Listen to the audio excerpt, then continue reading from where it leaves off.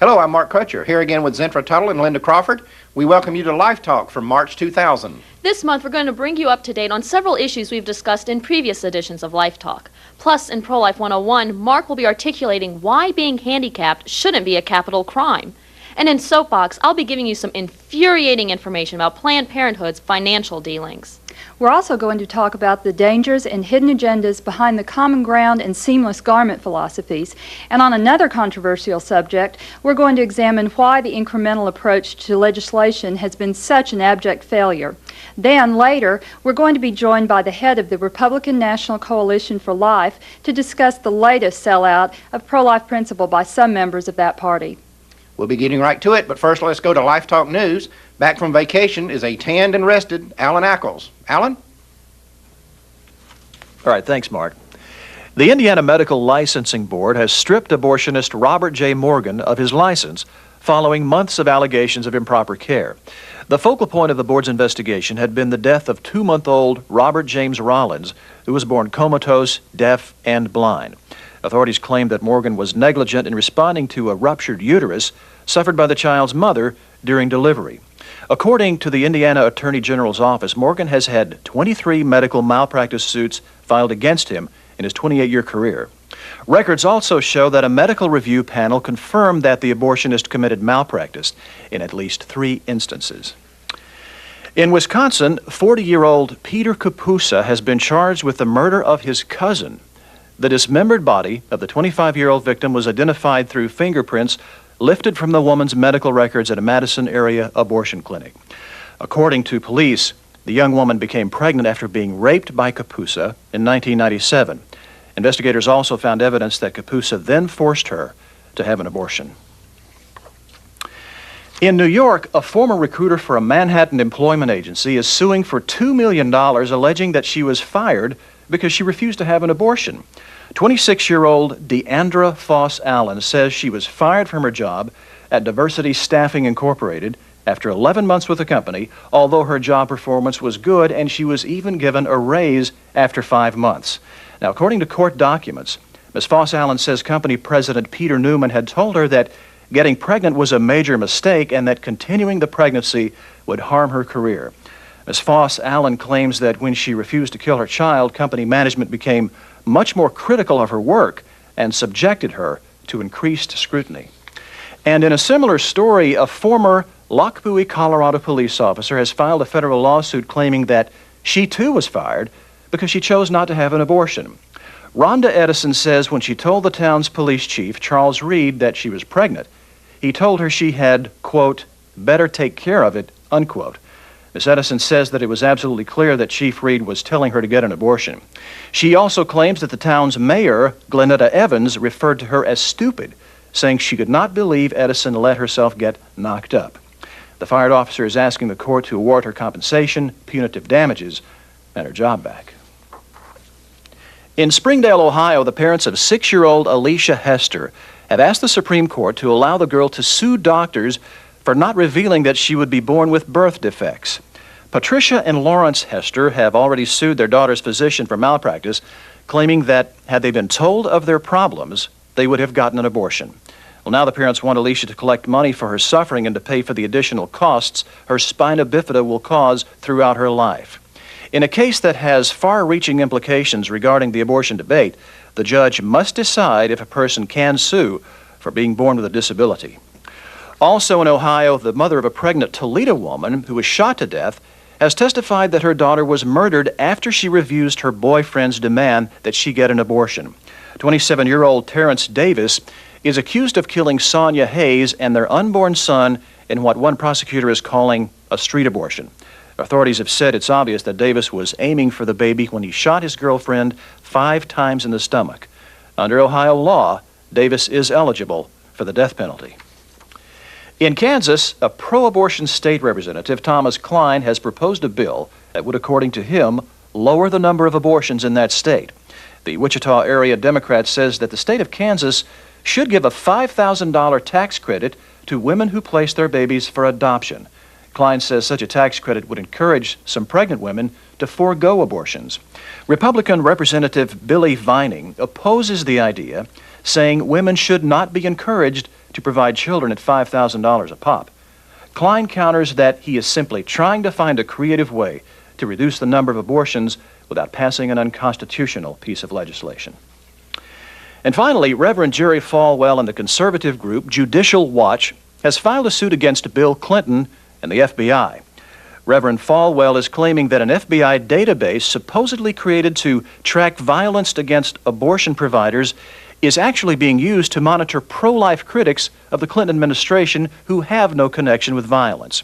The FBI admits maintaining the database, but says documents related to it are too massive to process anytime soon and estimates that their release will not happen before the year 2005. And that's Life Talk News for this month. Mark, back to you. Thanks, Alan. Now, did you guys hear about the story, it was in Dallas Morning News the other day, about 5 convenience store clerks being shot and killed in Houston on 5 consecutive days? My question for you is, where are the federal marshals? If this were 5 abortionists who'd been killed, skulls would be cracked all over this country. Janet Reno would have her thugs out making certain that this did not go unsolved. Just the other night on Fox News, they had a story about plastic surgeons getting killed. And the point of the story was far more plastic surgeons get killed than abortionists who get killed. Where are the federal marshals protecting them? Why is it that to Janet Reno and Bill Clinton, the abortionist counts more than these people here? It's astonishing. Politics. And they owe them. Right, big time. They owe them a debt Right. that they're having to repay now. Right. On the political front, in Illinois, we've got an example of just the whacked thinking on the pro-abortion side. There is a person running for the State House of Representatives, a Scott Sutherland of Geneva, Illinois. And he has what he thinks is the enlightened view that women who get pregnant and want an abortion should have to pay a $500 fine for having irresponsible sex. Now, let me guess, do the men involved have to pay a fine as well? Well, no, she's just this little trollop who got herself pregnant. Right, I see. She didn't have the help of any man in that It's very scene. typical of the pro-abortion mentality toward women. Yeah, Sure is. Sure, that's it. I've got some updates on stories from previous Life Talks that we've covered. Alan Zarkin, the abortionist who actually carved his initials in the abdomen of a woman that he just performed a C-section on at Beth Israel Hospital, was thrown out of practice, or he cannot practice anymore at Beth Israel Medical Center. That's no surprise. Also, what's no surprise is where he went after that. He scurried right back to the abortion mill that he's been moonlighting at since 1983. And they found out about this incident. They said that they weren't aware of it. Well, you know, we here in Texas were, but I guess they don't have news up there in the abortion mills. But they've let him go too. So and they knew about his emotional problems and his other problems for years. Oh, sure. But they got to have that abortionist in there. That's all that Absolutely. matters. Another notorious abortionist, Stephen Brigham, up in New York, is now actually serving time for tax evasion. But that's not the only thing that he's done. Back in 1992, he was the abortionist that took the place of Gunn after David he Gunn. was killed in Pensacola, and Florida ended up stripping him of his license in Florida. In New Jersey, he's been accused of gross negligence, as he has been accused of in New York as well. And as soon as he gets out of the slammer, he wants to reapply to be a doctor again in Pennsylvania. And of course, that means he's going to go back to being an abortionist because that's all he can do. He's just so dedicated. It just really warms your heart.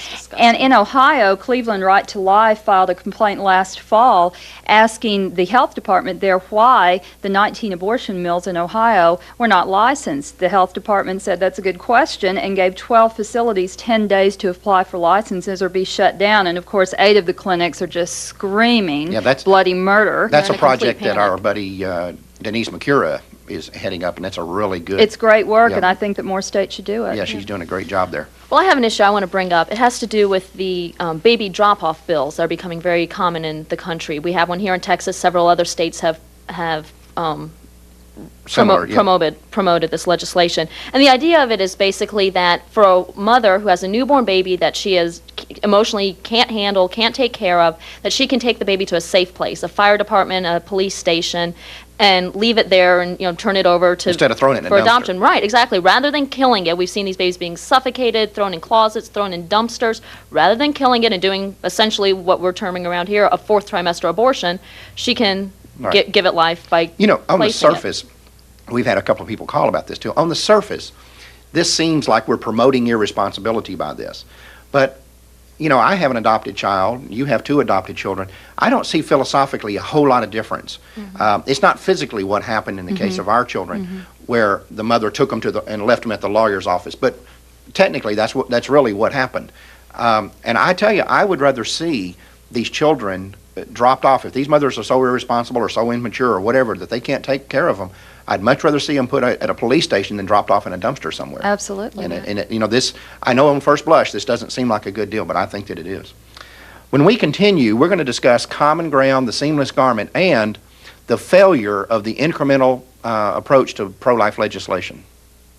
It's a fact. The most frequently read part of any newspaper is the editorial page. It's also a fact that Life Dynamics can provide you with more than 400 pro-life letters to the editor that you can copy, combine, and customize to literally dominate the abortion debate in your local newspaper. Remember, more revolutions have been won with printing presses than with guns. And this book is guaranteed to give you the firepower you need to duke it out with the most aggressive abortion defenders in your area and win. To get your copy of Letters to the Editor, send just $10 to the address on the screen. For MasterCard and Visa customers, you may call toll-free 1-800-401-6494. Call today. Once again, that toll-free number is 1-800-401-6494.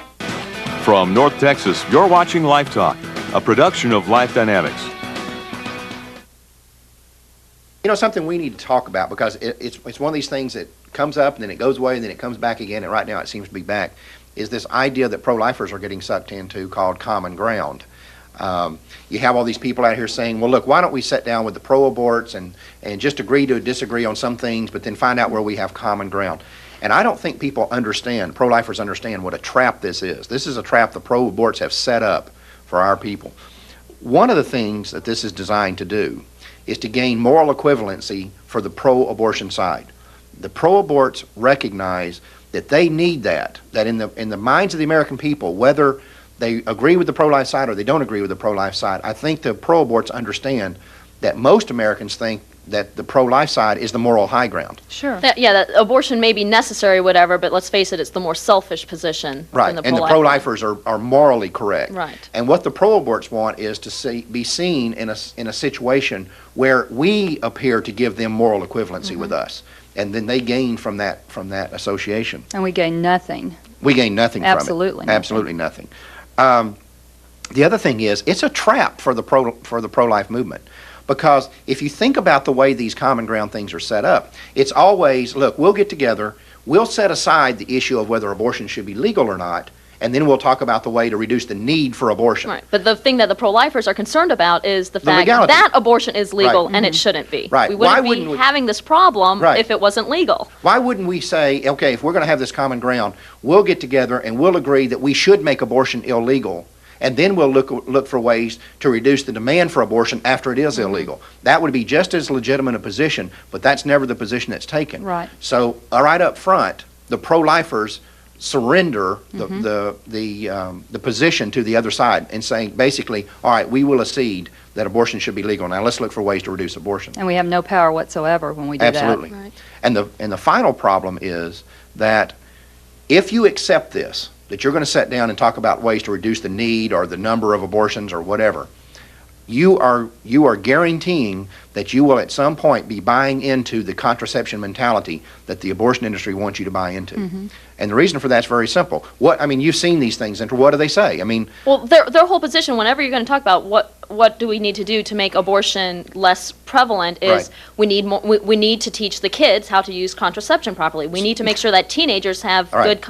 good access to condoms and birth control pills. IUDs and right. What? And Yes. Gizmos and gadgets. And Yeah, inevitably what's going to be said is, look, Zentra, we know that you're opposed to contraception, but don't you think that that's unrealistic? Because abstinence would be the best of all. We all agree that's true, Zentra, but since we know that's not going to happen, wouldn't you rather have, if you have two 15-year-old children having sex, wouldn't you rather have them be using contraception than not? And you're going to get sucked into this contraception mentality, and you're going to deliver that message to the audience, every time. There's no way to avoid it. Because after all, we're just trying to find common ground, right? Absolutely. That's right. Exactly. It's really just overall, it's just a complete waste of time. And it's the position that pro-lifers go into this sort of out of frustration. It's like, okay, well, what can we do? Well, hey, let's at least try to sit down with these people and, make some headway here. But that's not going to happen. And it's an a waste offshoot of time. this was the Seamless Garment Network that was basically created by Cardinal Bernardin up in Chicago.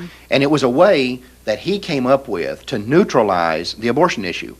If I'm not Catholic, I know that you are, and I know we've all heard this story before. If you've got a pro-abortion or an abortion-silent priest, like Bernardin, for example, or cardinal or whatever, and you go to him and you say, what are you going to do about abortion? We need you to be more forthright. We need you to step up. And the Catholic Church teaching is that abortion is murder. Why aren't you more forceful in this? And he'll say to you, well, that's fine. But what I want to know is, what are you doing about all the other social ills? What are you doing about AIDS, about the homeless, about children, capital punishment, abused children, right? And then this is a way, and he'll basically say, look, come back to me when your agenda is not just about abortion, but it's about all these other things. So that you're so spread thin that you can't be effective anywhere. Right. But the interesting thing here is, what happens when someone who would go to a guy like Bernardin, of course he's dead now, but would go to one of these seamless garment types and say to him, I'm an AIDS activist and I want you to speak out more about AIDS, or I'm an activist against the death penalty. Have you ever heard of one of these guys saying to that person, well, what are you doing about abortion? Of course, it doesn't happen. I bet it has never happened, ever. And of course, and I'm not saying this just as, defending the Catholics or anything like that, but it's not just in the Catholic Church. Oh, yeah, we have the little phraseology, seamless garment, floating around, but we see it all the time in Protestant churches too. Yeah. They don't. They're all for silent. the exact same reason that they want to neutralize the issue. And this whole common ground seamless garment philosophy is designed to let these cowards off the hook. And we have to quit falling for it as pro-lifers. I mean, it's astonishing that we do. Well, there's another philosophical issue that we've been talking about around here quite a bit lately, and that's the failure of the incremental approach to legislation. I mean, here we are 27 years since Roe versus Wade. The pro-life movement has spent billions of dollars on legislation, billions of man-hours. There have been pro-lifers who have been beat up by the police, families have been torn apart, careers have been sacrificed. I mean, all this blood, sweat, and tears and money going into the pro-life effort, and not one single piece of meaningful incremental legislation. Not just meaningful, any kind. Well, any kind, right. And of course, what I mean by incremental legislation is what was truly originally meant by it, that they would try to the pro-lifers would try to outlaw some abortions, maybe late-term abortions first, or abortions for certain reasons. And by whittling away at it, chipping away piece by piece, eventually they'd be able to outlaw all abortions. Right. Well, somewhere along the way, we figured out that's not working. That's not working. I mean, or we should have figured that out. There's not been a single piece of incremental legislation passed to date. When people, and a lot of people out there that are watching this are probably saying, well, that's not true. We've passed parental consent legislation, we passed women's right to know bills and so forth, but that's not incremental legislation. Right. No baby is saved from that. Well, a baby might be saved because you have people that change their mind. Well, yeah, but it doesn't return legal protection to any baby. It doesn't prevent that woman from aborting that child. You could go into a state where there was no restrictions on abortion whatsoever, and in one fell swoop, you could pass parental consent legislation, you could pass woman's right to know, you could pass a waiting period, you could even pass spousal right to know legislation, or whatever, spousal involvement legislation. And the day after that passes, it remains true that every baby in that state is still legally abortable. Right. So in essence, what we've done is we've actually redefined the term incremental. Right. Right. And all of the legislation that we've passed, that we've talked about, the 24-hour waiting period and parental consent, has not saved one single baby in and of themselves. Well, they do in the fact that they reduce the abortion rate. But they don't prevent one single abortion. But they don't prevent one single abortion. They don't make one baby's life protected. And the reality is that 27 years into this deal, we have not passed one single bill in one single state that outlaws one single abortion. Mark, I know you have some thoughts about why it's been so hard to sell this position to the American people. Well, yeah, the reason I think that the incremental approach to legislation has been such a miserable failure is that it violates a standard rule of marketing. And that is that you never give somebody too many choices because you confuse them, and then what you do is you also cause them to lose confidence in their ability to make a decision. I've given you the example before, Zentra, when I was training people in the auto industry, let's say that you were a salesman at a Chevrolet dealership, and you had a customer came in and said, I want to look at a new Chevrolet Monte Carlo. And so I watch you take this customer out to the lot. And I noticed that you show them a Monte Carlo, and then you show them a Camaro, and then you show them a half-ton pickup, and then you show them a van, and then you show them this car over here and this car over here. The one thing I know for a fact when I look out and see that happen is you're never going to sell that person a car. Because what you've done now is you've confused them. Yeah. You've shown them you've given them too many options, and they couldn't choose. I mean, it's almost like dizzying thinking about, having to, look all these different ways and, well, gosh, what are you going to do? And it's easy to imagine you just go, never mind. Never mind. I just won't worry Let me about tell you it. something. What you've done is, if that happens, if you do that to the customer, what you've done is caused the customer to doubt their decision-making ability. And there's a fundamental rule of marketing that when you call somebody, you put somebody in that position, you say to that person, or you have this person say to themselves, I'm afraid to make a decision. I'm not sure I'll make the right decision. What they inevitably do is make no decision. They stop right there. My argument is that, and understand something, when the people who started the incremental approach to legislation, when came up with this idea, basically it was National Right to Life many, many years ago, they weren't bad people. I think they were just simply mistaken about the marketing aspect of this. And it's understanding that you come to the original conclusion that the incremental approach is the right one because it didn't look like they were going to be able to outlaw it altogether. And they You're had up no against the track Supreme record. Court on that I one. mean, they had nothing to go by. But here's the reality. I think, see, we came out and we said to the American people, we're pro-life, they're pro-abortion.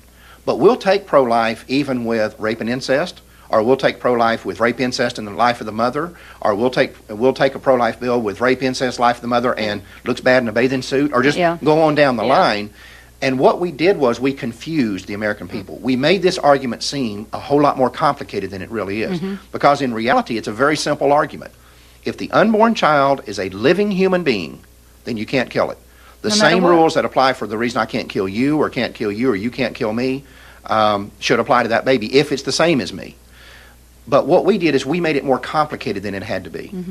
And we confused the American people. I'm going to tell you what my view is, that had we, from just a marketing standpoint, had we looked at the American people and said, look, you have two choices. You get absolute, unrestricted abortion on demand right up to the moment of birth, or you get absolutely no abortion whatsoever for any reason whatsoever. All babies are protected. All babies are protected. And you know what? That's exactly what the pro-abortion side did. But what I'm saying is, had we left it that, and we said, these are your two choices, we put them out there on the table, you can only choose between these two, the American people, I believe, would have chosen our position. There would have been more people uncomfortable with the idea of aborting a baby in the 8th month than would have been uncomfortable with the idea of abortion not being available for rape victims. So if we'd have put that out on the table and said, these are your choices, it's very simple, you choose A or you choose B, I think they would have chosen our position. But what we did was, we put out on the table, A is what we'd like, but we'll settle for this, and we'll settle for this, and we'll settle for this, and we'll settle for this, and we'll settle for this. And the pro-abort said, no, we're putting one thing on the table. And that's it. And like you mentioned a moment ago, they have never, at one time in the history of this battle, shown a willingness to compromise. Now, and the interesting thing about that is, if you go to the American people and you said, I don't want to know what you think about abortion. What I want to know is, what do you think about the two different sides? First off, which side seems to be the most flexible, to be the most willing to give in, willing to compromise a little bit? I promise you, 90% of the American people will say their perception is that the pro-abortion side is the one that's willing to compromise, that's willing to be more reasonable. When in reality, we're the ones who've also offered all the compromises over the years. These people stick to their guns. They say pure abortion. No, these are the people who promote DNX abortions, the one thing that at least the pro-lifers thought they'd be able to make some progress on, and they're standing strong behind that. They say no. Our position is unrestricted abortion on demand right up to the moment of birth for any reason whatsoever, for no reason whatsoever, for a girl of any age, without parental knowledge, without parental consent, paid for with tax dollars. That is our position. Whereas we gave them all these other things. And you're right, the mushy middle, as we call it now, don't want to make any decision now. That's their decision, is not to make a decision. It's just plain simple, they're so overwhelmed. If you ask the average American, what do you think about the abortion debate, they'll say, man, that thing is so complicated. Leave me out. I don't care. I don't know. I'm tired of it. I'm tired of it. I don't want to hear about it anymore. I don't think there is a solution to this. That person had been left with two choices. They could have very easily said, I believe in A or I believe in B. Right now, they can't do that. And the cause of that is us. We fell into this trap by thinking that we would appear more reasonable, more rational, and that kind of goes back to the common ground and the seamless garment deal.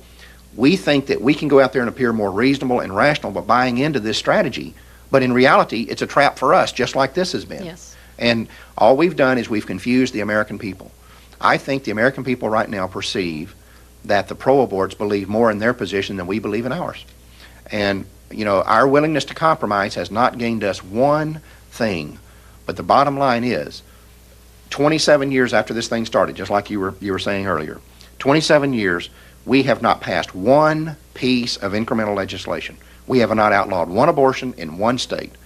And all we've done is, like you were mentioning, we had to redefine what incremental meant so that we could feign like we had some victories. Oh yeah, we passed parental consent. Well, parental consent's not incremental legislation, or it wasn't 27 years ago. Right. When this whole thing started out, no one would have said that incremental legislation included parental consent. That would have been a peripheral thing, a regulation thing, but it does not. It's not an incremental piece of the puzzle. But we've had to redefine it because we've had such low success with it. And so we have a tragedy of 40 million babies dead women, injured women. Absolutely. And Zentra, who is the author of confusion. Well, that would be Satan, and that kind of describes, why we're in this mess. Exactly. Right. Well, we're going to take a short break for Pro-Life 101, and when we return, we're going to be talking about the latest sellout of the Republican Party of the pro-life movement.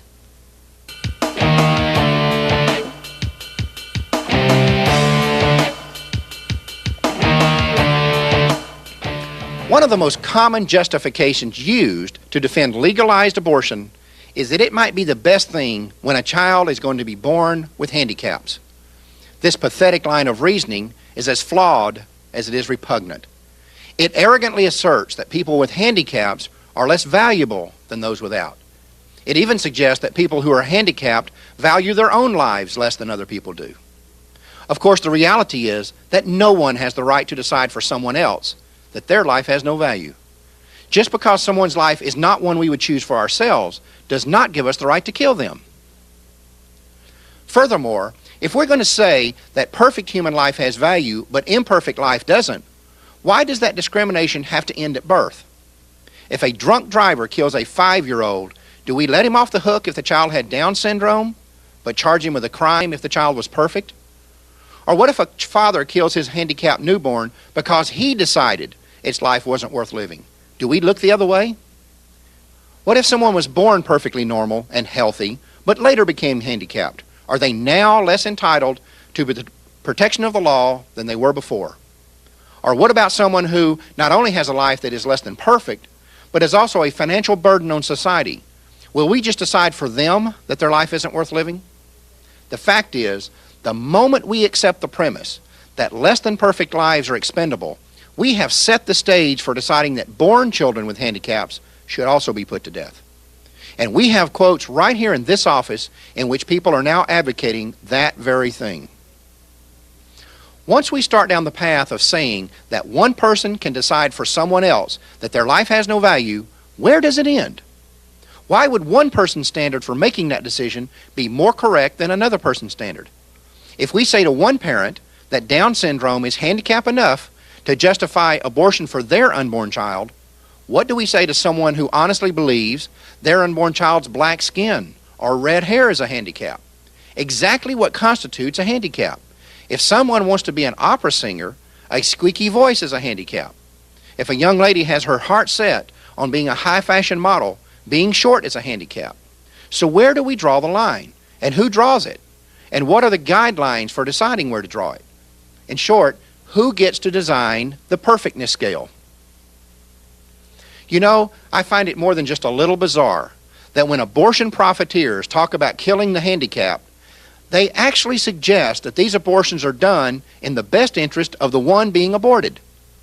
The interesting part is that when handicapped people speak for themselves, they never take the abortion industry's better dead than disabled position.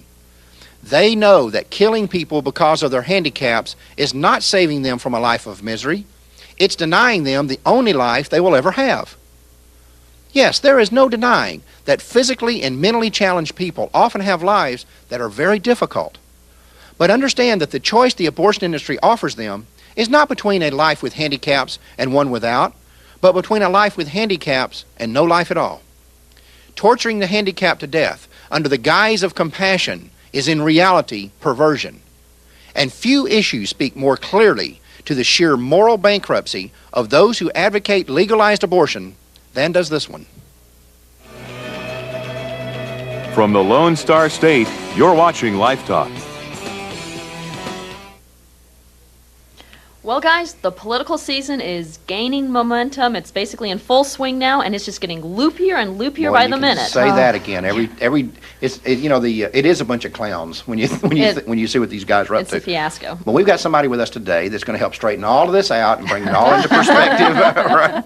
Because she knows everything there is to know about every bit of this stuff. Joining us again, Colleen, you are the first person that's been a two-time guest on LifeTalk. Well, Isn't that something? Thank you. I'm very honored. What is your role in the pro-life battle, Colleen? Well, I'm the director of the Republican National Coalition for Life.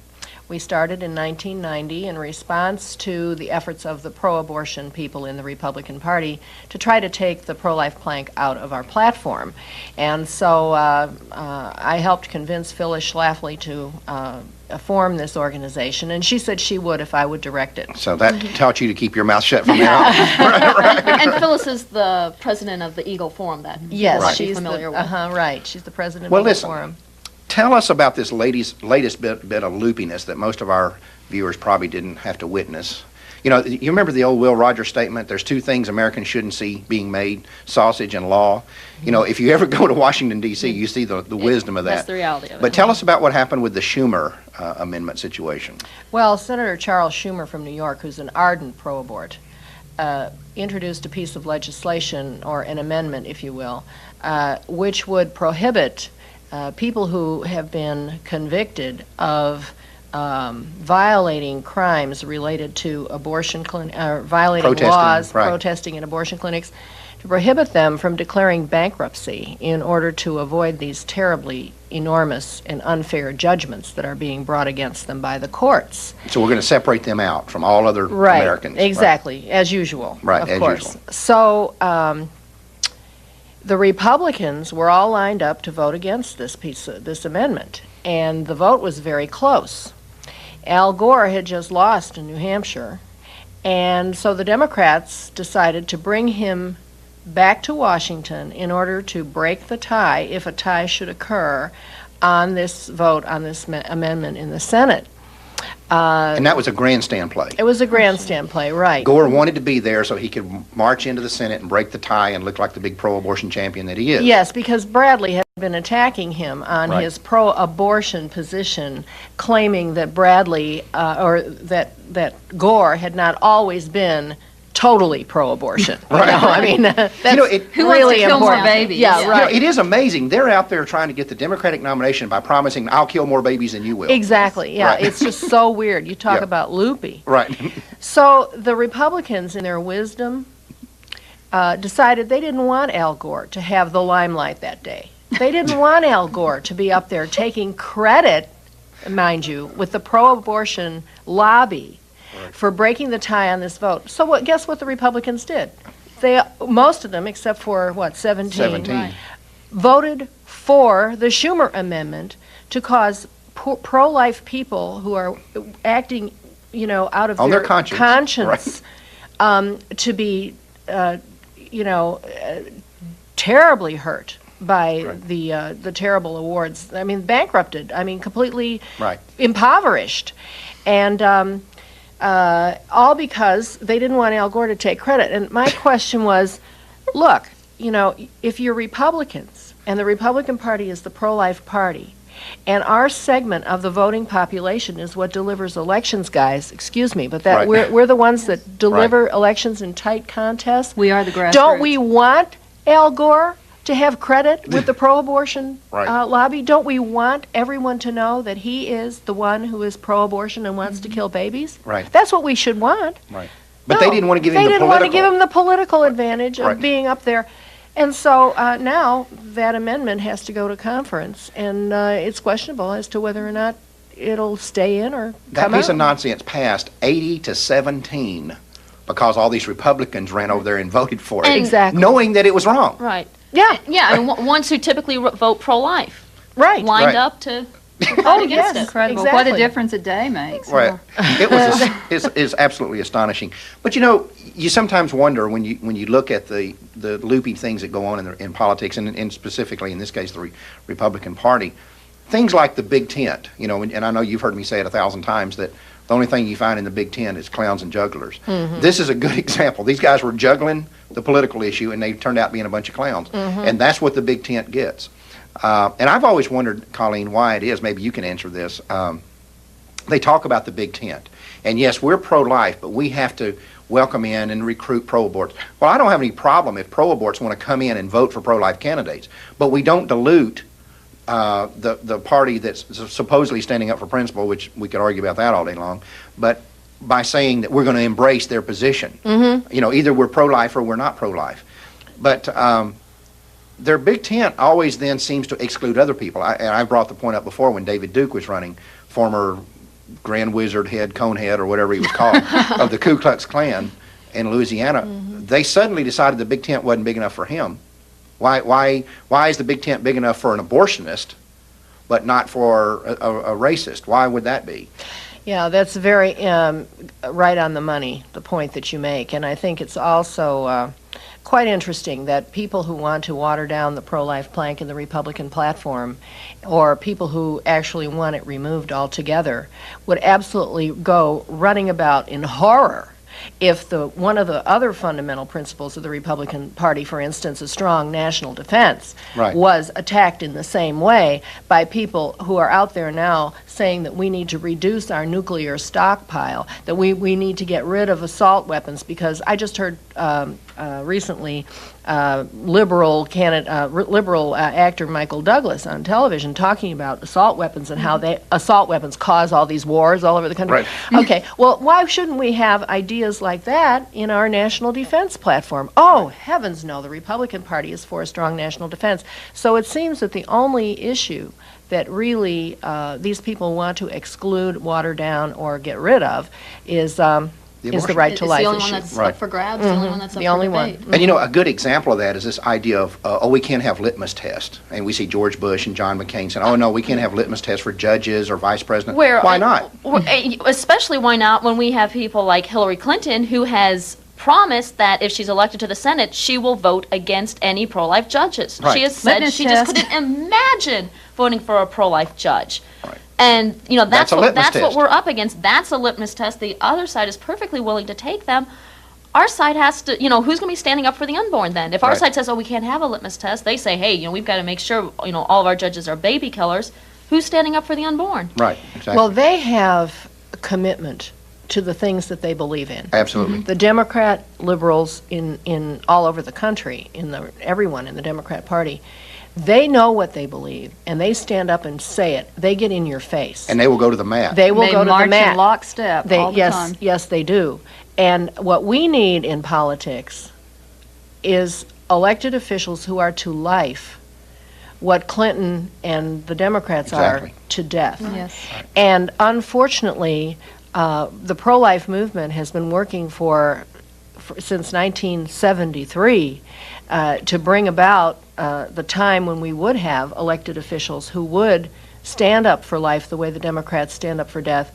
And unfortunately, they have allowed certain leaders within this movement to endorse candidates who take exceptions and who justify abortion in some cases. And they're the when you jugglers. elect somebody to public office, we were mentioning Lindsey Graham a little while ago. Why would Lindsey Graham be supporting a candidate who justifies abortion? He's a South Carolina state rep. Yes. Right. Well, I mean, U.S. Congressman. from South Carolina. his position is consistent with John McCain's position, and that is they justify abortion in some cases. Right. So when you elect people like that, they're not going to be with you on the hard votes. Well, the same thing with George Bush. You know, the problem with the exceptions thing is that once you take one exception, then you're fundamentally agreeing with the pro-abortion side. Right, the that exception. sometimes abortion is okay. The only difference now is where do you draw the line? That's right. Yes. The exception makes the rule. And you've given up the exactly. moral high ground. And That's right. once you take that exception, what makes where I say the exception should be drawn any better than where you say it should be drawn?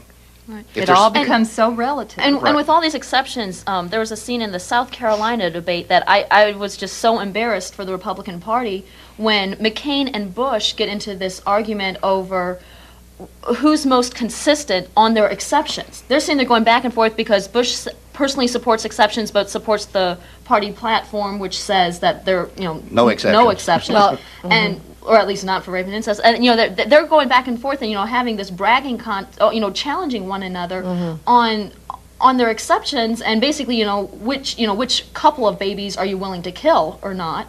Well, and the thing about it is they're both wrong because the pro-life plank in the Republican platform doesn't have exceptions in it at all. Right. However, it doesn't say there can't be exceptions. It simply calls for a human life amendment to the Constitution as a matter of principle. It would be up to the Congress to decide what is actually embodied in that piece of legislation or in that constitutional amendment, and that battle will have to be fought out in Congress. But when we're talking about the platform, we're talking about a statement of principle. We're not talking about legislation. Right. And so, these men are, Yeah, this is apples and oranges. this is Right. representative of two people who haven't even read it. Right, right.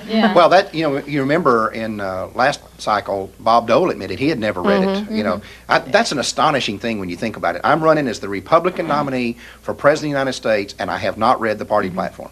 That's astonishing when you think about it. It is But astonishing. it kind of says that since the platform is just a statement of principle, not a legislative agenda, it does say that the principle really doesn't matter that much if you haven't read the It's principle. totally irrelevant to these people. But you mentioned, Zentra, the debates in South Carolina, and we watched that on, what was it? CNN. Yeah, on CNN, and they had basically three people. And it was a good format. You had It was. You had McCain and Bush and Keyes. Keyes. Basically could just sit around like this and talk. They're actually debating Right. with one another. They're not just fielding questions. And it was so revealing in that you had Bush and McCain here in this kind of cat fight, nipping at each other and this childish nya kind of thing and sticking out their tongue at each other.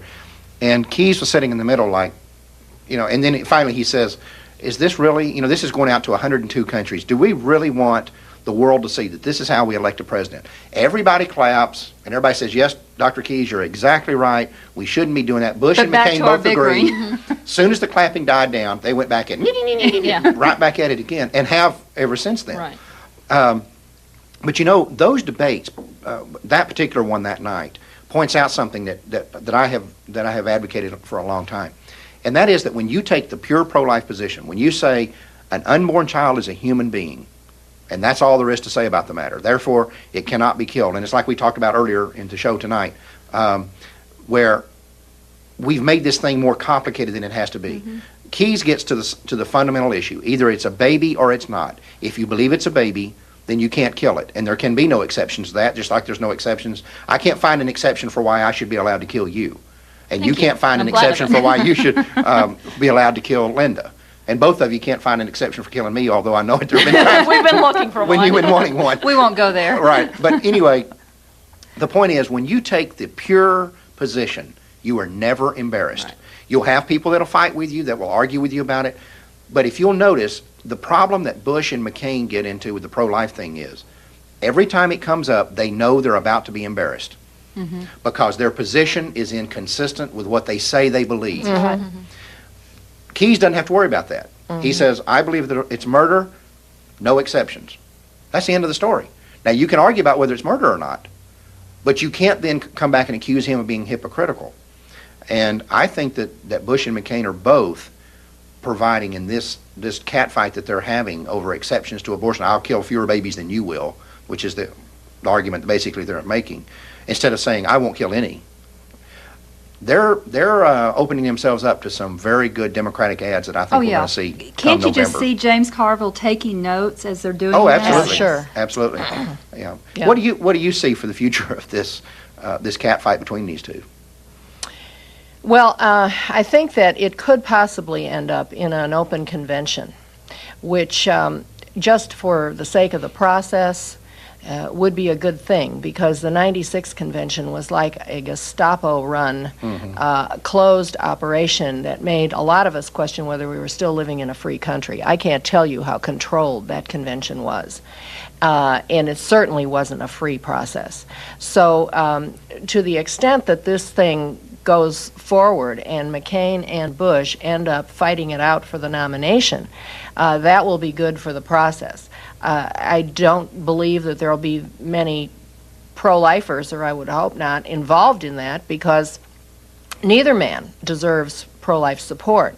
I suppose that people will choose one or the other simply because they think that the man lesser of they've evils. chosen is, Right. Exactly. has the best chance of defeating Al Gore. Well, So- it's going to be interesting. And I've always said, and we don't have time to get into this, the greatest thing that could ever happen to the pro-life cause would be to have a very strong, hardcore pro-life Democrat come out and run for president. Boy, you talk about changing some dynamics and forcing this country to do something about abortion. That's that would be true. it.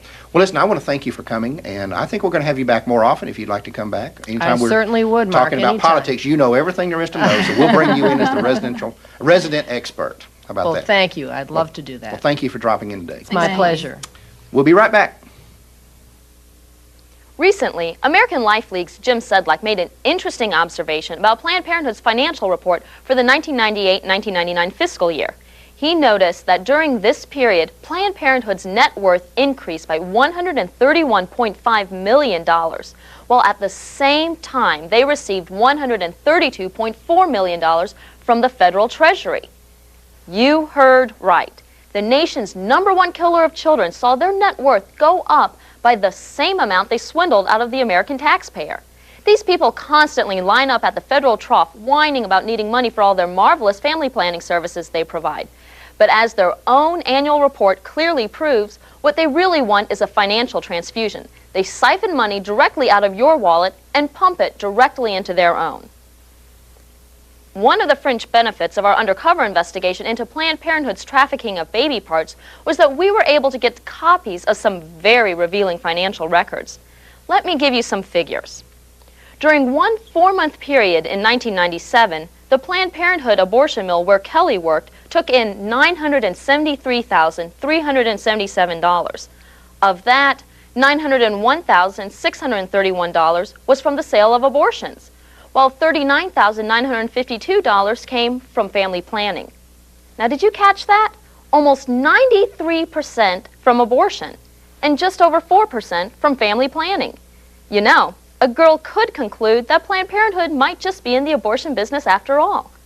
And don't forget, that's almost $1 million worth of abortions sold by one Planned Parenthood death camp in just 4 months. Of course, what doesn't show up on the old accounting ledger are the taxpayer dollars. Make no mistake about it. In the final analysis, it's the money that the federal government steals from you and me and gives to these baby killers that makes this whole scam work. Think about that come April 15th. From deep in the heart of Texas, you're watching LifeTalk. Nice soapbox intro. It really makes me want to get out there and earn some money to pay some taxes. Oh yeah, it's Like a real support nice those- scenario. Support those baby killers.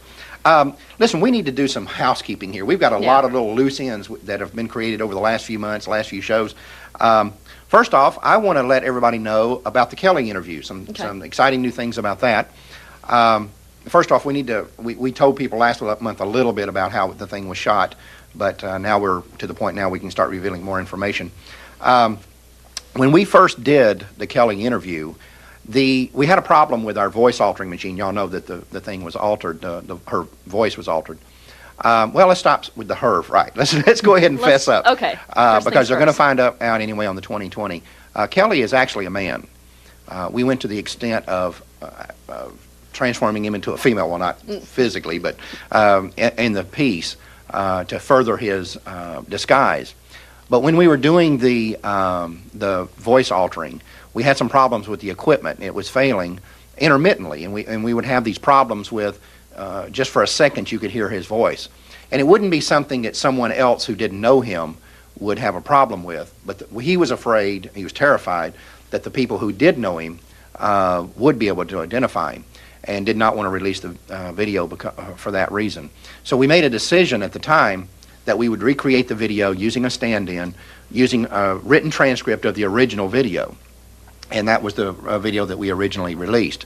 Now, because Kelly is coming forward and using his real identity, he's no longer worried about that. So we can now release the original Kelly interview.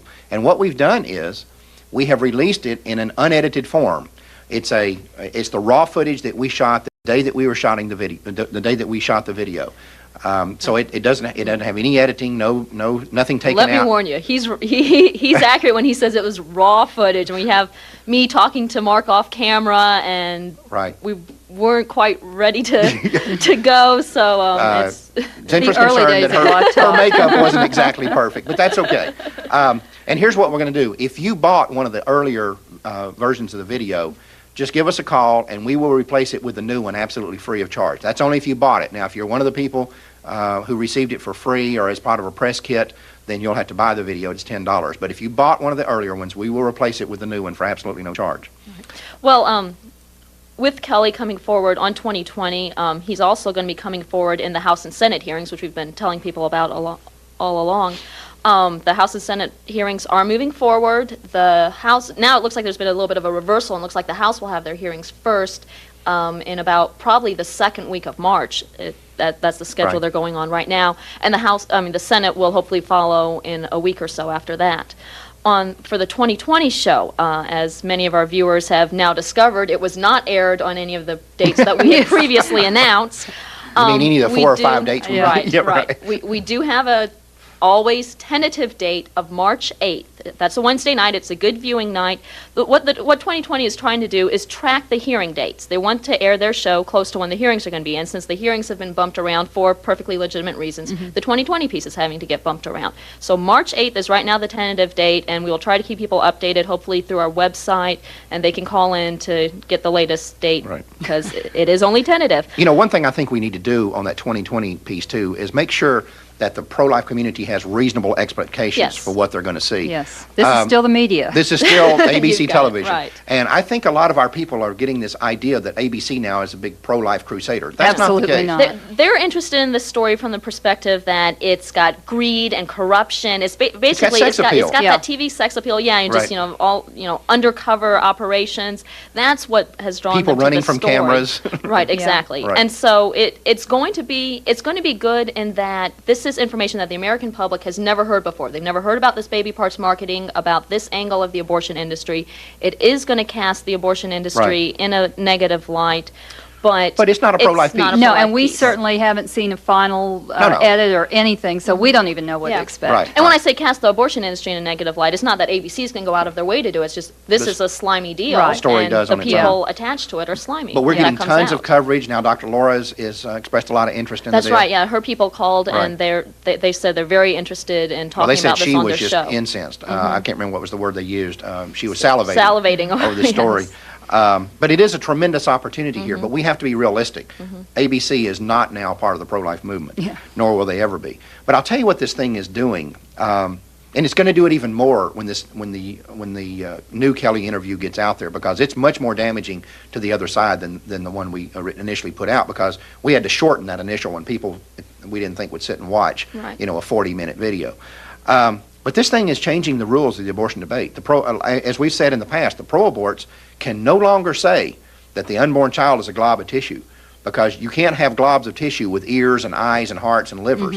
And it is fundamentally changing the way this abortion debate is going to be fought in the future. Yeah, that's definitely true. And just any time you can really emphasize the humanity of the unborn children, hearts get changed. Absolutely. We've seen an interesting story out of WorldNet Daily, a conservative newspaper on the internet, has shown that a photographer who was invited in to take pictures of fetal surgery, similar to the pictures that were publicized in Life magazine, has had a pro-life conversion. He just could not argue with the humanity of that unborn child that he was photographing being operated on. But that, he knew that legally that baby could have been aborted rather than operated on to save his life. Well, when you look at those pictures that were in Time, especially of the Life. little Incredible. baby in Time, Life magazine, that little baby reaching out of the mother's womb and holding onto the doctor's hand, And that's a 24-week baby. And then you look at our baby parts things and how many of those are 24-week That's right. babies. And you think, even if you've never thought about this, and I think that's the way this photographer was, you think something's not right here. Right. This isn't right. This is a baby. I don't care what anybody says. So that's showing some great promise. But it's another example of how this baby parts thing is changing the way that the battle is being fought. I do have one correction that we need to make. A few months ago, we brought everyone a story about a woman on a gurney under a sheet being hauled out of an abortion mill. The good news is that that woman is alive. And the fact that we assumed that she was dead, that's just on the track record of the abortion mills. Right. I mean, my goodness, how many dead women have been hauled out of those places before? Right. Well- It'd be sort of like if Hillary Clinton saw Bill Clinton walking into a hotel with an attractive woman patting her on the back or something, and she flies into this rage thinking he's going into the hotel to sleep with her, and finds out no, they were going to a meeting in one of their Her reaction reception was rooms. perfectly natural. No one's going to blame Hillary Clinton for jumping to that conclusion. Right. And Absolutely. the fact is, when you can go through our office, as we did when we wrote Line 5, and we can provide death certificate after death certificate after death certificate of women that we can prove died in abortions, but the death certificate says things like deep leg thrombosis. Or even better, therapeutic misadventure. Therapeutic misadventure was one. Complications due to pregnancy. Right. Then it's clear, and we have seen this time and time again, that the abortion industry goes to extreme measures to cover their tracks. In this case, it turns out, like you said, the good news is the woman was not dead. We have located her now, and she was not dead. She did have She was profoundly injured, but she was not dead. Well, that's great news. Right. Another thing that I wanted to bring up is the National Right to Life. They are now fundraising on the whole baby parts marketing issue, and that in and of itself is not a problem. The problem is National Right to Life was poo-pooing this and telling people it had no credibility. From the beginning. Don't believe it, telling their own affiliates not to get involved with it. And we've had some calls into the office from people who said, I just received a phone call from National Right to Life raising money, saying that they're involved in this frontline battle to stop the marketing of baby parts. And the reason that we bring this up is not to knock National Right to Life or whatever. The reason I bring it up is, or that you brought it up, we don't want people who get a call from these guys thinking that that's us, because it's not. There have been other pro-life groups who have raised money off the baby parts thing already. American Life League, Traditional Values Coalition, and there will be others, and that's fine. I have absolutely no problem. Because We need all the help we they've can been get. involved with helping us promote it from the beginning. Right. Judy Brown and American Life League was a supporter right from the beginning. Dr. Wilkie. Really, him releasing this information as part of through his newsletter is part of how many people in this country first found out about it. I don't have a problem in the world with those people calling and saying, yeah, we're involved in this. I do have a problem with people who said that there was no credibility to this and there was nothing to it, now trying to come on and glum onto it, as we've seen they're trying to do in D.C. as well on the political front. That's the problem that I have. And so if you get a call from these people, don't believe that that's us that's calling you. The reality is these National Right to Life Committee had absolutely nothing to do with this baby parts deal. One of the things that we need to recognize in this whole pro-life battle right from day one, and we see it here today. I've had people call and say, you guys give us a lot of information that we don't get anywhere else. We never hear this stuff from anybody else, but so much of it is negative. And I'd like to just keep it just on the positive stuff. Well, it's a real downer. Yeah. The fact is, in the pro-life battle, like any other socio-political battle, you're going to have ebbs and flows. You're going to have ups and downs. And, I mean, we suffer this around here. You and I have talked about that something will happen and we'll be just high as a kite. And we'll get one phone call that'll just drop you down to the bottom. Find out a woman dies or something like that. Or somebody, is doing something improper in the pro-life movement or whatever it might be. Or somebody's lied to you, somebody in the media or somebody in Congress or whatever. But that's part of it. I mean, it can't all be highs. There are ups and downs. And so, sure, we report on some stuff that's negative, and we have to do that because this is a negative battle. We can't put a happy face on abortion. That's what death. Right. That's what the abortion industry wants to do. They want to put a happy face on all this, and that's just not going to happen. But the main thing that people need to keep in mind and never forget is that the pro-life side is winning this battle. We continue to see abortion mills closing down everywhere. Like you reported on, we see these guys going to jail. We see poll after poll that's being taken now that's showing more and more support for the pro-life position. On college campuses, we're seeing polls that are taken there where college kids are more pro-life than they were 10 years ago by a bunch. And even some people in the pro-abortion side are starting to get a little alarmed about this new pro-life sentiment that seems to be gaining. Just the other night on the O'Reilly factor, which, by the way, I was on a few months ago, he did a great job in helping to expose the baby parts thing. But just the other night, they had a program, I don't remember, you called me about it. Yeah. What was the... It was our abortion clinics... Extinct. Becoming extinct. Well, Right. yeah, because people are not going to them. And not only that, but they're being further shunned and ostracized by the medical Exactly. community and by the community at large. And so he did this piece about abortion clinics becoming extinct and fewer doctors willing to do them and so forth. So the thing that people need to realize is that we are winning. We're going to win this battle. There is no doubt about that. It's just a matter of when and by what method we win. But the fact is, we're going to win. Abortion is going to stop in America. That's the nice thing about being a believer, is we've read the book and we know what the ending is, Right. right? Exactly. And our job is not to worry about the ending. Our job is to do our duty. Every day when we get up and come to this battle, we do our duty. We do what is required of us that day to help stop this killing. God will worry about the victory. He'll bring that victory in time when we've done what we're supposed to do.